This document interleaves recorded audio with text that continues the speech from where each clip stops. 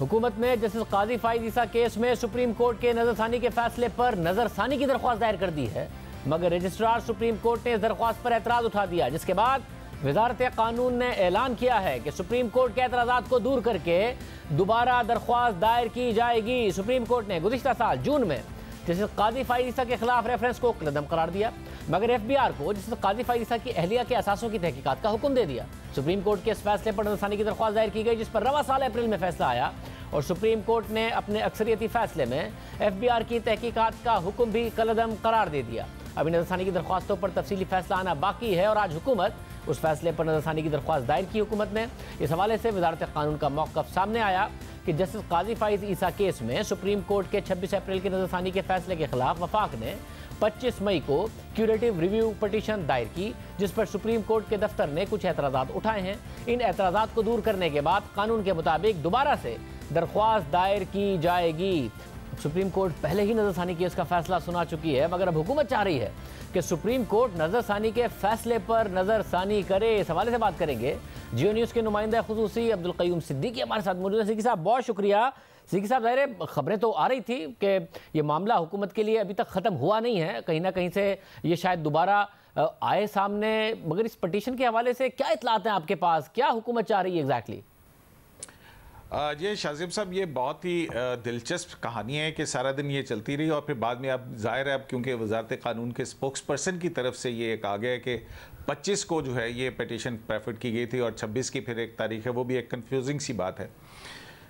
तो ये कन्फ्यूजन हर वक्त मौजूद है, लेकिन इसके पीछे बैकड्रॉप जो कुछ चल रहा था उसमें कुछ डेवलपमेंट्स जो हैं वो हम आपके साथ शेयर कर सकते हैं। और वो ये थी कि ये जस्टिस काजी फाइज ईसा के केस के ऊपर अटर्नी जनरल ऑफिस ऑफ वजारत कानून के अंदर दो मुख्तलिफ राय पाई जाती है। और जब ये रिव्यू पिटीशन का फ़ैसला जस्टिस काजी फाइज ईसा की मिसेस सरीना ईसा के हक़ के अंदर आया है, उसके बाद से यानी कि जब रेफरेंस क्वैश हो गया, FBI की तहकीकात भी क्वैश कर दी गई, तो उसके बावजूद जो है वो वजारत कानून में इस बात के ऊपर बहुत ज़्यादा तवील सलाह मशवरा होता रहा कि कैसे इस मामले के अंदर दोबारा जो है वो इसको लाइव किया जाए और इसके अंदर अपने लिए कुछ हासिल किया जा सके। लेकिन जो हमारे सोर्सेज हैं वो ये कहते हैं कि अटर्नी जनरल फॉर पाकिस्तान जो है उन्होंने बड़े हाईएस्ट लेवल के ऊपर अपनी इस रिजर्वेशन का इजहार किया और कहा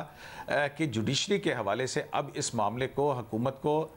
खुले दिल से कबूल करके और आगे बढ़ना चाहिए और ये मुहिम जोई जो है वो नहीं करनी चाहिए। लेकिन इसके बावजूद इसमें बहुत से टॉप ऑफिशियल्स और भी हैं और भी बड़े कानूनदान हैं, उन्होंने भी हुकूमत को ये मशवरा दिया। लेकिन वजारत कानून की तरफ से अब ये एक अचानक खुफिया तौर के ऊपर एक पिटीशन दाखिल हुई। अब उस पिटीशन का कोई कंटेंट और वो पिटीशन जो कि अगर आपने कोर्ट में दाखिल किया तो वो एक पब्लिक रिकॉर्ड है, उसके ऊपर एतराज़ात क्या लगाए गए हैं, वो पिटीशन क्या थी, किस जुरिस्डिक्शन के अंदर दाखिल की गई है, उसके अंदर क्या डिमांड की गई है, ये सिर्फ ज़राए से खबरें आ रही हैं। लेकिन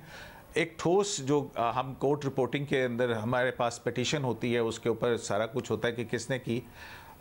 वो बिल्कुल किसी के सामने नहीं है। अटर्नी जनरल ऑफिस से जब हम इस बारे में पूछते हैं तो अटर्नी जनरल ऑफिस जो है वो इस बारे में कोई भी बात करने से गुरेज़ा है। और अगर देखा जाए कि अगर रिव्यू के ऊपर क्यूरेटिव रिव्यू पिटीशन दाखिल की जा रही है 184(3) के अंदर कहा तो यही जा रहा है।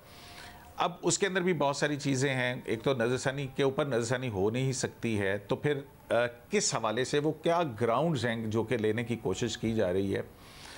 तो इस पर अटर्नी जनरल ऑफिस जो है, क्योंकि अटर्नी जनरल के जो एडिशनल अटर्नी जनरल थे आमिर रहमान साहब, उन्होंने फेडरेशन को इस केस के अंदर रिप्रेजेंट किया है,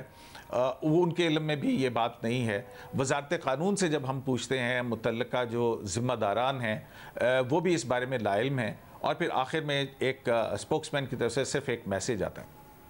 बहुत शुक्रिया कि साहब हमारे साथ मौजूद थे। आज वज़ीर कानून को हमने भी इस हवाले से प्रोग्राम में दावत दी, मगर वो नहीं आए।